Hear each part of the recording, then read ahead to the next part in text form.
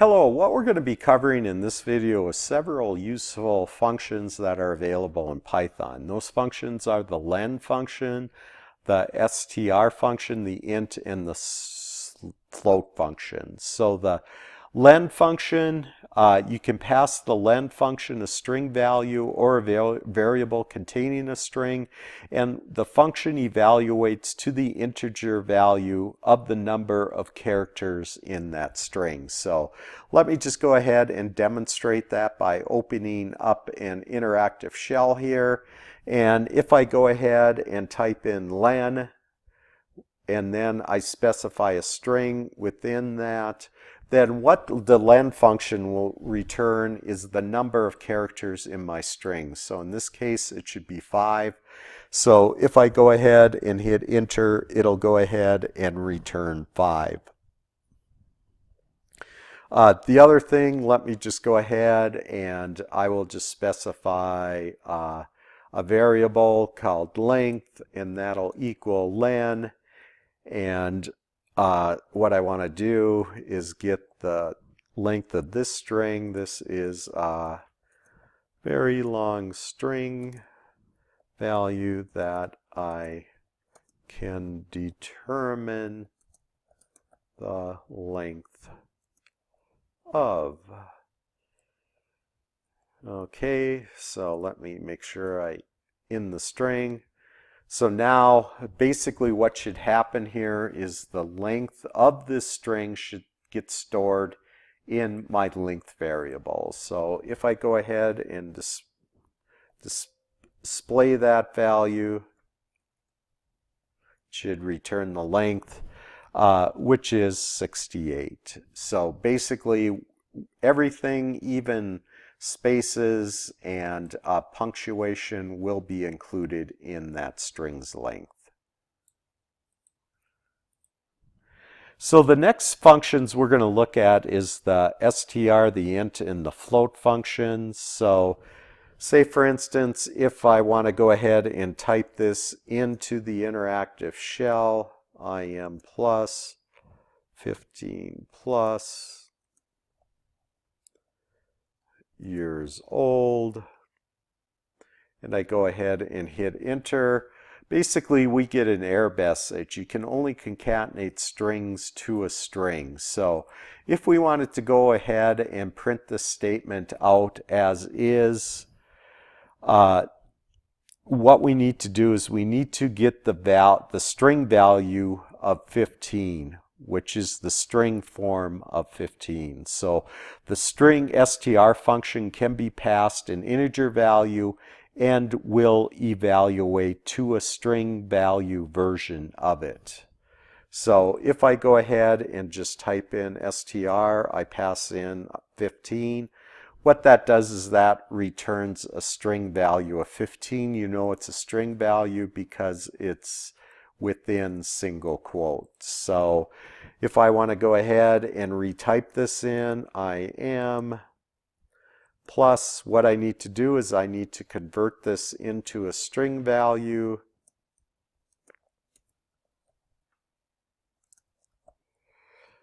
So now if I go ahead and specify that, it comes back. I can go ahead and display that because this statement right here converts that integer value of 15 into a string value.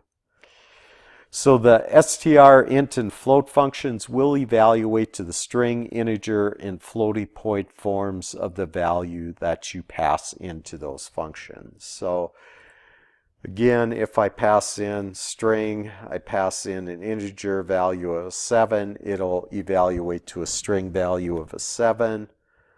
If I go ahead and pass in 3.14, which is a float, it'll evaluate to a string, comparable string value of 3.14. If I go ahead and I want to convert a string 36 into an integer, basically I just call the int function. What that does is it converts that string value of 36 into an integer value of 36. If I wanted to do the same thing on a negative int value, go ahead and type that in. It'll go ahead and, make sure I have the command specified correctly with the lowercase I. That'll return a negative 77 as an integer value.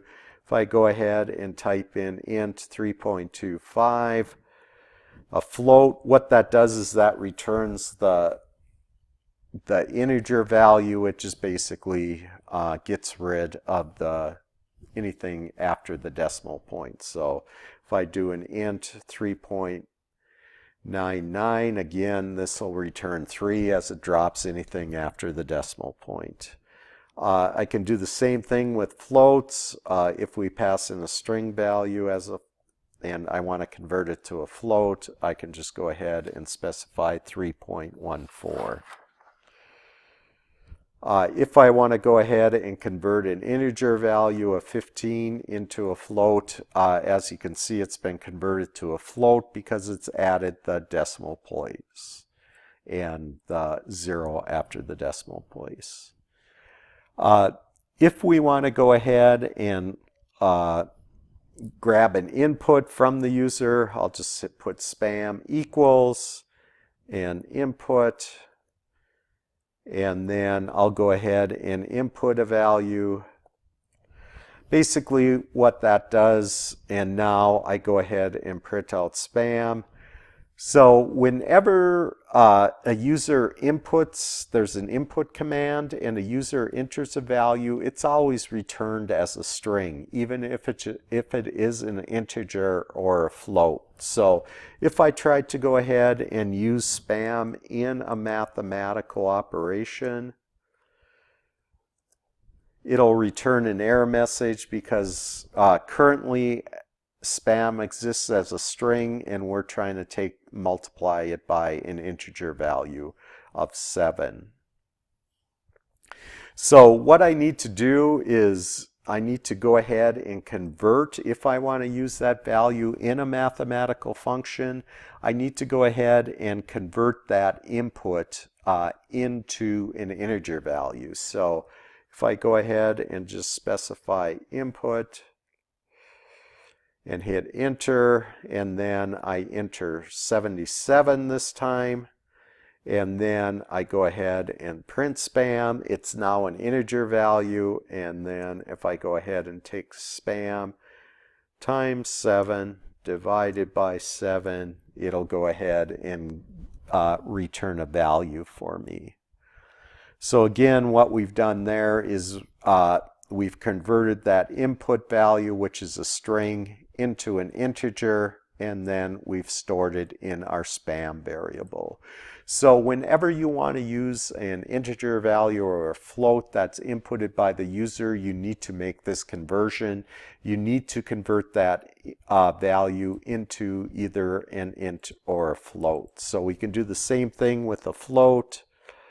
Let me go ahead here and type in eggs equals, and we'll specify a float and an input.